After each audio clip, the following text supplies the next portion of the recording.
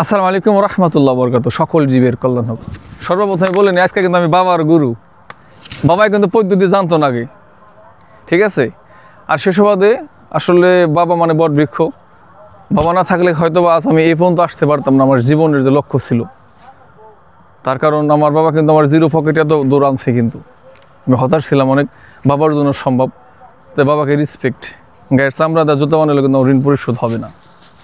বাবা বলো, আমি কিন্তু আজকে আপনার গুরু, উস্তাদ।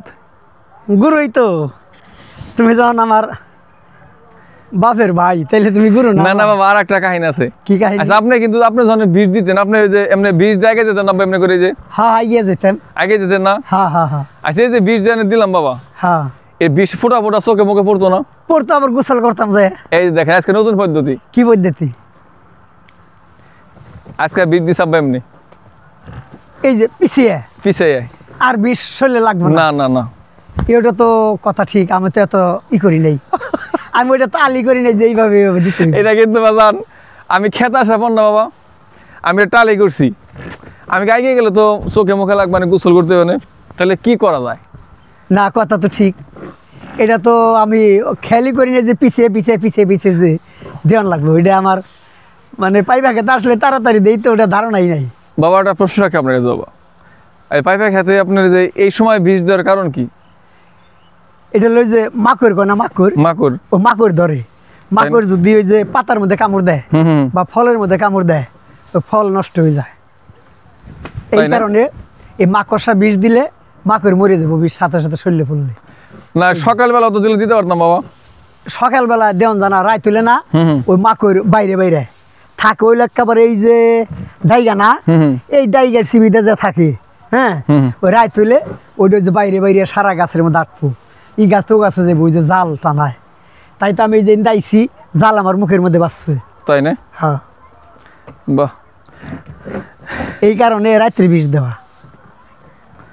এত সুন্দর পেঁপে গাছ হয়েছে। একটু পেঁপে গাছ যদি দেখাতেন বাবা, একটু ঘুরে ঘুরে দেখান। আপনার যারা নাকি অডিয়েন্স আছে, আপনার ভালোবাসার মানুষ। তো পেঁপে গাছ কিন্তু অনেক চর্চা করতে হয় না বাবা? চর্চা মানে বহুত।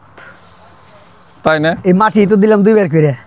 এই যে যেভাবে মাটি দেওয়া হয়েছে, হুম একবারে ট্যাক, হ্যাঁ, হুম। তবে সে না পানি নিচফেল নেমে যাব। তাছাড়া গাছের মধ্যে পানি বাজলে গাছ নষ্ট হয়ে যাব। ওই যে মাটিটা কীরকম একবার উইসা করে। বাবা আপনি যে না থাকছেন না বাবা, আপনি যে আমার মনোভাব না বুঝছেন বাবা, আমি যে ঘোরাফেরা করে সঙ্গ করে বুঝছেন, আমার জীবনটা না দরিদ্র রসা চলে যেত বাবা, বুঝছেন। আমি তো এই কারণে আপনার তোমার কাজ করার দিই না। এই যে বাবা আছেন, এই যে বাবার প্রতি মানে এত শুভকামনা। আমার জীবনে যত দূর আসা, আমার সাধন বলেন, ভজন বলেন, আমার প্রেম বলেন, ভালোবাসা বলেন, আপনাদের সঙ্গে বন্ধুত্ব বলেন, নানান জায়গায় সফরে যাই, এই বাবার জন্য কিন্তু সম্ভব। তার কারণ কোথাও কিন্তু বাইরে কিন্তু অনেক টাকার কিন্তু প্রয়োজন পড়ে। তো সেই বাবার কাছে কিন্তু দেখছি না, পেট্রোল পর্যন্ত কিন্তু আমি নিয়ে যাই কিন্তু, ঠিক আছে বাবা। আলিফরে তো আমি সুযোগ দিই না বাবা ঘুরার জন্য। ওরা কি দিন লাগবে নাকি বাবা সুযোগ দেওয়ার লাগবে, একটু বড় হোক না। এখনো তো বুঝবো না তেমন কিছু। যখন বুঝবো তখন সুযোগ দেওয়ার লাগবো, যে দেখ দেশ কোন রকম, দেশের মানুষ কোন রকম, কি ভাবভঙ্গি। ওইতে কিন্তু আপনার কিন্তু আমার খুবই করে বাবা। আপনার মধ্যে মহাব্বত দেখছেন। কুষ্টিয়া যায় আপনার জন্য হ্যাঁ হ্যাঁ, উপহার নিয়ে আইছে। উপহার নিয়ে এসে এই যে চা খাওয়াই না, গিলাস, বাঁশের গিলাস, বাহ, সুন্দর। কুষ্টিয়া বাবা আপনার নিয়ে যাবো ইনশাল্লাহ একদিন একবারে। তাহলে শুভ সন্ধ্যা। সবার প্রতি ভালোবাসা রাখছি। সন্ধ্যা কাজ করতে হয়। সে সময় ধন্যবাদ সবাইকে। আসসালামু আলাইকুম ওয়া রাহমাতুল্লাহি ওয়া বারাকাতুহু।